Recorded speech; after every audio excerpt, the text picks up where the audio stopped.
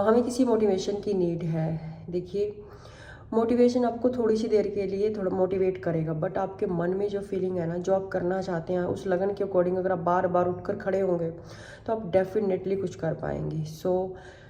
कहने का मतलब है कि वो बहाने जिसमें हम बोलते हैं कि हमें कोई सपोर्ट नहीं कर रहा, हमारी कोई हेल्प नहीं कर रहा, वो छोड़ने पड़ेंगे। हमें मूव ऑन करना पड़ेगा, खुद से कोशिश करनी पड़ेगी। कैसी भी सिचुएशन है, बच्चे छोटे हैं, हस्बैंड साथ नहीं दे रहा, आपको क्या करना है आप पहले वो डिसाइड कीजिए। मैं यहाँ तक मैं अब एक बीएड कॉलेज में असिस्टेंट प्रोफेसर मैं वर्क कर रही हूँ। तो एज एन असिस्टेंट प्रोफेसर जब मेरी अप्रूवल हुई तो उसका मतलब ये नहीं था कि डायरेक्ट मेरी अप्रूवल होगी। वहाँ तक पहुँचने के लिए बेशक मैंने कॉरस्पॉन्डेंस से पढ़ाई की है, क्योंकि मैं रेगुलर स्टडी मैंने सिर्फ ग्रेजुएशन तक की थी। उसके बाद शादी हो गई थी, फिर बच्चे, और उसके बाद मैंने कंटिन्यू किया है कि मैं अपनी स्टडी को फर्दर कंटिन्यू कर रही थी।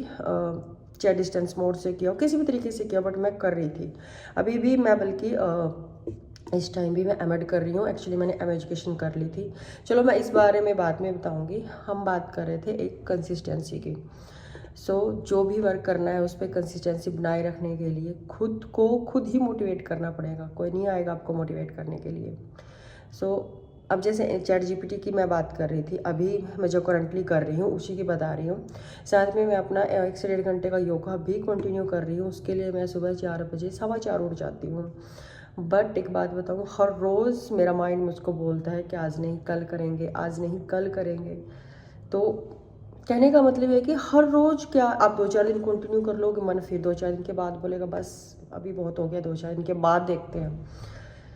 बट आप अगर हर रोज़ फ़ोन आपको डिस्टर्ब कर रहा है तो एक बार डिसीजन लीजिए कि मुझे इतनी देर ये स्टडी करनी है, मुझे ये वाला क्वेश्चन रीड करना है, तो इतनी देर मैं फ़ोन को टच ही नहीं करूँगी जब तक कि कोई इंपॉर्टेंट कॉल ना हो, कोई इंपॉर्टेंट काम ना हो। तो आप देखिए आप डेफिनेटली उस वर्क को कर पाएंगे। Keep going, keep grow.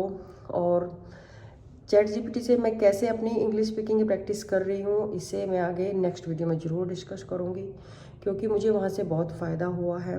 और वहाँ बट सबसे बड़ी बात है, अगर आप में क्यूरियोसिटी नहीं है ये जानने की कि मैंने ये गलत क्यों बोला, इसका क्या मतलब था, सही कैसे होगा, ये वाला सेंटेंस कहाँ था, इस वर्ड का क्या मतलब है यहाँ पर, ये क्यों यूज़ हुआ, तो उसके लिए आपको खुद से मेहनत करनी पड़ेगी।